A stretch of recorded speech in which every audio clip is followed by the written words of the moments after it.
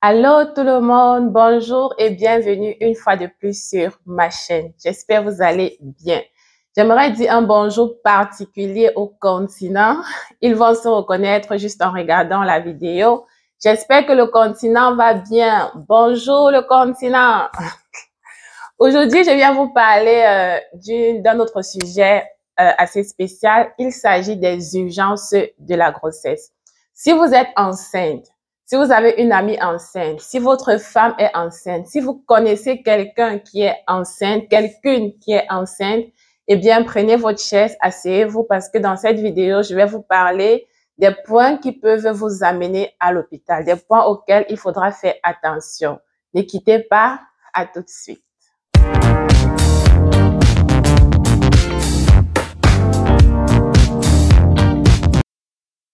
On dit généralement que être enceinte, c'est du bonheur, ça fait du bien. Oui, c'est vrai. Être enceinte, ça fait du bien, mais être enceinte signifie aussi que je dois désormais être plus vigilant, je dois désormais maîtriser mon corps, je dois désormais ouvrir les yeux et être attentif à ce qui se passe dans mon corps. Ça ne s'adresse pas seulement aux femmes, mais ça s'adresse également aux maris, aux papas, aux proches, tous ceux qui sont autour de la femme enceinte. Parce que la femme enceinte peut ne pas connaître qu'elle est dans une situation urgente et ses proches peuvent détecter la situation d'urgence et puis l'amener à l'hôpital. Le tout premier point dont je vais vous parler, ce sera les saignements. Si vous êtes enceinte et vous remarquez un saignement abondant, un saignement inhabituel, je parle là beaucoup plus du premier trimestre de grossesse. Donc, si vous remarquez que vous saignez beaucoup, je ne parle pas non plus des règles d'anniversaire, comme on dit souvent. Parfois, vous êtes enceinte et vous pouvez voir des règles, vous pouvez voir vos règles. Mais dans ces cas-là, ce n'est pas souvent abondant. Je parle vraiment d'un saignement abondant. Si vous remarquez ce saignement abondant, ça, c'est une situation d'urgence. On ne réfléchit pas, on n'appelle pas grand-mère au village, on n'appelle pas maman au pays, on ne réfléchit pas, on va aux urgences tout de suite. Parce que là, vous pouvez être en train de perdre votre bébé.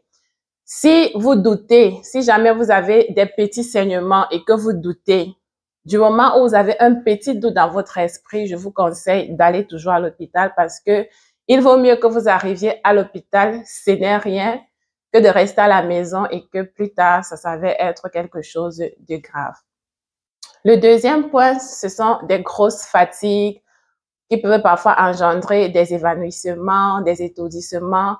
Si vous êtes enceinte et vous vous sentez très, très fatigué, surtout au début de la grossesse, surtout pendant le premier trimestre, très, très fatigué au point de perdre vos moyens, au point de perdre vos forces, au point de ne plus arriver à rien faire, eh bien, là également, c'est une autre situation d'urgence.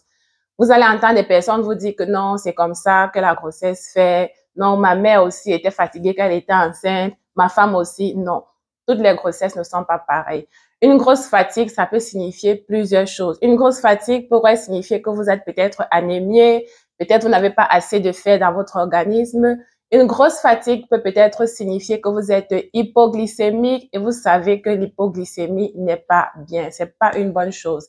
Allez lire là-dessus et vous comprendrez très bien de quoi est-ce que je suis en train de parler. Donc, si vous ressentez une grosse fatigue au point de perdre vos moyens, allez à l'hôpital. Ne tardez pas, allez à l'hôpital. Le troisième point dont je vais vous parler, c'est une grosse fièvre.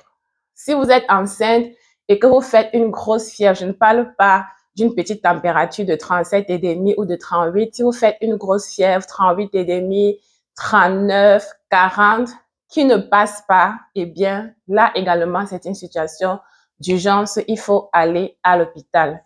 Je résume pour ces trois premiers points. Le premier point, ce sont les saignements. Le deuxième point, ce sont des grosses fatigues. Et le troisième point, c'est la température, c'est la fièvre. L'autre point auquel il faudrait que vous fassiez très attention si vous êtes enceinte, eh bien, ce sont des grosses migraines, des grosses douleurs à la tête, de fortes douleurs à la tête qui ne passent pas avec des paracétamol ou avec des Tylenol. Eh bien, dans ces cas-là, il faudrait que vous allez à l'hôpital. Je vous conseille aussi, ça c'est une parenthèse au conseil que j'ouvre là, si vous êtes enceinte et que vous avez la possibilité de vous offrir un tensiomètre, faites-le, c'est très important. Un thermomètre, faites-le, c'est très important pour prendre votre température. Un glucomètre également, si vous pouvez, pour prendre votre glycémie lorsque vous sentez des grosses fatigues.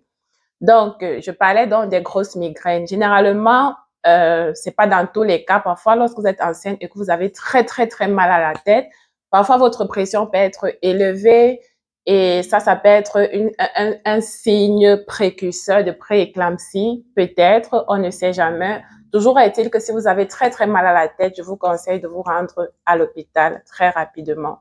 Surtout une grosse douleur qui ne passe pas avec des Tylenol. Également, une autre grosse douleur, c'est la douleur abdominale. Si vous êtes enceinte et que vous ressentez une forte douleur dans le bas de votre ventre, une grosse douleur abdominale inexpliquée, parfois ça peut arriver, une douleur d'une seconde, 2 secondes, ça passe, mais parfois vous ressentez vraiment très, très mal, 1 minute, 3 minutes, 5 minutes, ça fait très, très mal. Dans ces cas-là, eh bien, il faut pas tarder, il faut aller à l'hôpital parce qu'on ne sait pas ce qui est en train de se passer. Et vaut mieux prévenir que guérir. Vaut mieux toujours savoir au plus tôt afin d'être prise en charge rapidement. Donc, grosse douleur à la tête, grosse douleur abdominale, il faut aller à l'hôpital. Ok, je vais donc parler des 2 derniers points. Ces 2 derniers points sont beaucoup plus observables au 2e et au 3e trimestre de grossesse. Donc, si jamais vous êtes enceinte et que vous êtes entre le 2e et le 3e trimestre, alors vers la fin de votre grossesse, et que vous sentez que le bébé bouge moins dans votre ventre, si vous sentez moins de mouvement de votre bébé, eh bien, là aussi, il faut aller à l'hôpital. Vous savez, au fur et à mesure que bébé grandit dans le ventre, il bouge, il donne des coups de pied, il bouge en tout cas. Donc, si à un moment donné, vous remarquez qu'il y a moins de mouvement ou pas du tout de mouvement, là, il faut aller à l'hôpital. Il faut vérifier pour voir si bébé va bien. Et le dernier signe que je vais vous donner, c'est si jamais vous n'êtes pas encore à terme et vous perdez du liquide amniotique, si vous perdez un liquide clair que vous observez, là également, il faudrait aller à l'hôpital rapidement sans perdre du temps. Eh bien, voilà tout pour cette vidéo. J'espère que vous avez apprécié. Si vous avez d'autres signes que je n'ai pas cités, vu que nul n'a le monopole du savoir, eh bien, je vous invite à les mettre sous les commentaires. Si vous avez des questions, écrivez-les également et c'est toujours un plaisir pour moi de vous répondre. Je vous remercie et je vous dis à bientôt pour la prochaine vidéo.